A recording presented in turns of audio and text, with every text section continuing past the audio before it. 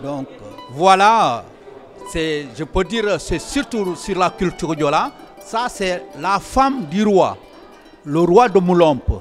C'est sa première femme qui est là.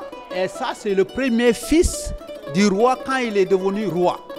Il a d'autres, il avait des enfants, il a des autres. Mais quand il est devenu roi, c'était en 2020.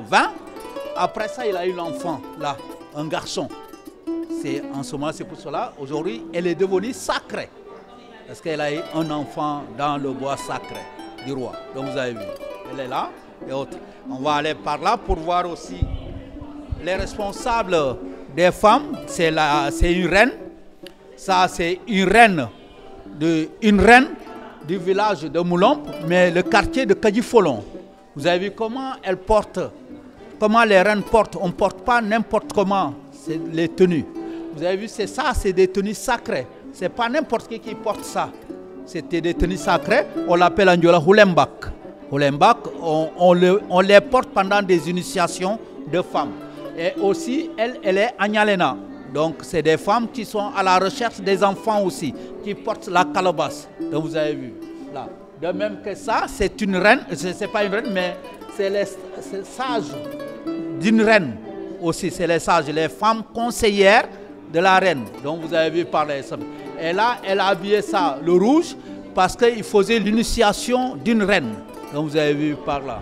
Voilà, on va passer par là. Et là, vous avez vu, celui-là, c'est un sage. C'est un conseiller d'un chef de tribu.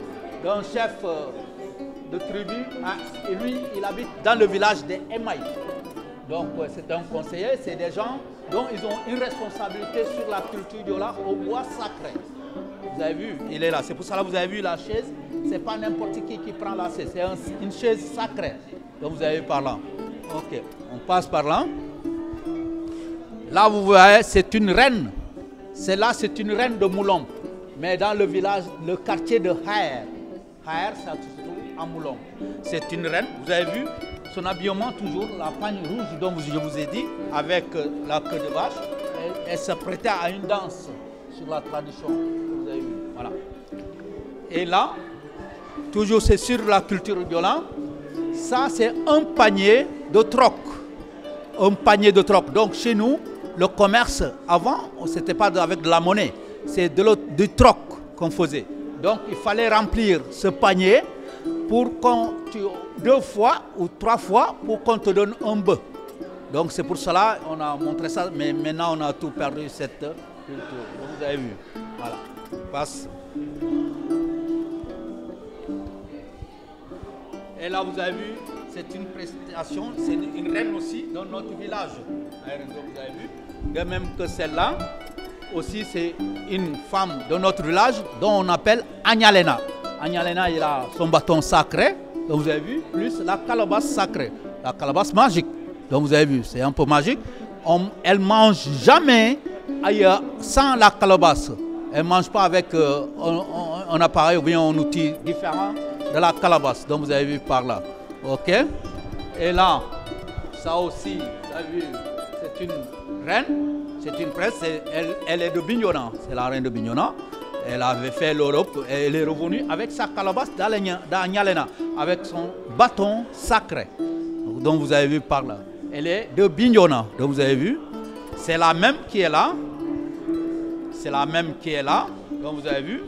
Et ici aussi, c'est une femme qui était partie.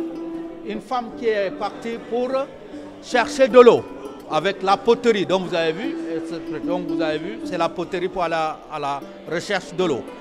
Et là vous avez vu, c'est des flûtes sacrées, c'est pour donner des messages, des flûtes sacrées. C'est sacré, c'est pas n'importe comment qu'on siffle comme on veut. Ça c'est des messages qu'on donne. La corde du bœuf, et ça c'est une flûte pour donner des messages. Donc vous avez vu par là. Ouais, on va aller de l'autre côté.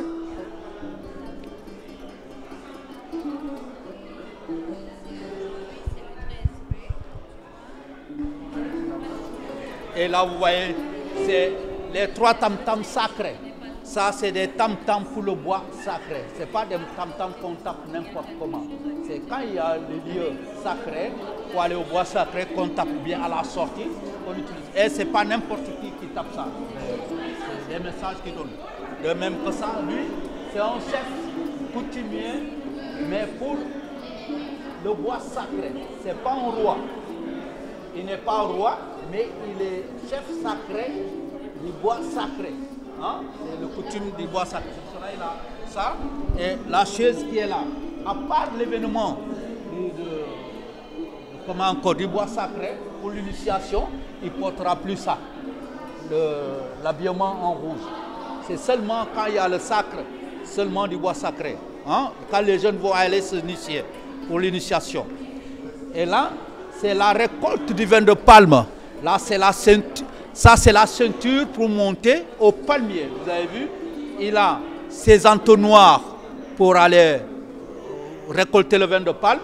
Avec sa gourde, là, il remplit. Il monte, il accueille le vin de palme.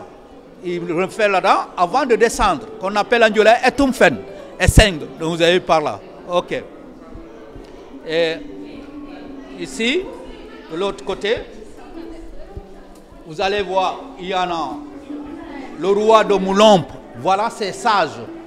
C'est les sages du roi de Moulombe. Lui, c'est le premier sage. De même que ça, c'est lui le responsable des sages, de tous les sages du roi de Moulombe.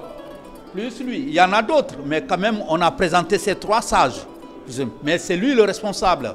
Quand c'est lui le plus... Même si le roi disparaît, c'est lui qui peut prendre sa charge. Le roi de Moulombe. Hein? Mais ce n'est pas lui le roi. C'est le sage. C'est lui qui donne des conseils au roi et autres. Hein? Le roi a toujours ses conseillers. Et là, c'est le roi de Moulombe. Voilà le roi de Moulombe. Il est jeune. Il est élu en 2020. Il est élu en 2020.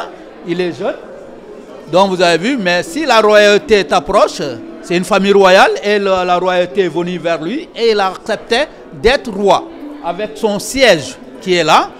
C'est le siège sacré que vous avez vu les autres en train de s'asseoir où les autres sont assis.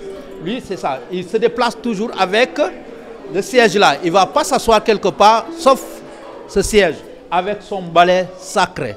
Donc en cas d'événement, s'il y a la guerre entre village et village, il peut, quand il s'approche de ces jeunes du village là qui sont en guerre, il soulève le balai, personne n'ose tirer une balle. Tout le monde doit arrêter de se battre.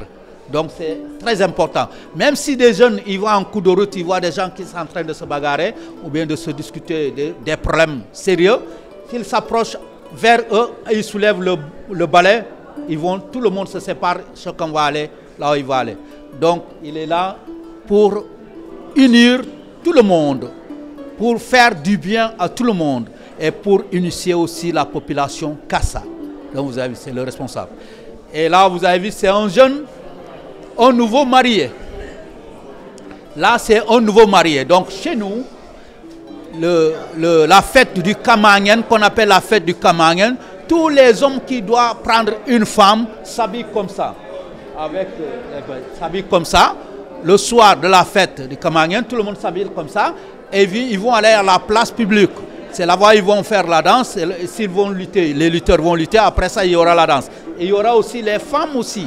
Il y a des femmes aussi qui s'habillent autrement comme les nouveaux mariés, les femmes. Et les gens vont savoir que telle personne, c'est cette année qu'il aura sa femme. Donc voilà un peu ce qui se passe dans le Kassa au niveau de la tradition Diola. Et je vous remercie beaucoup.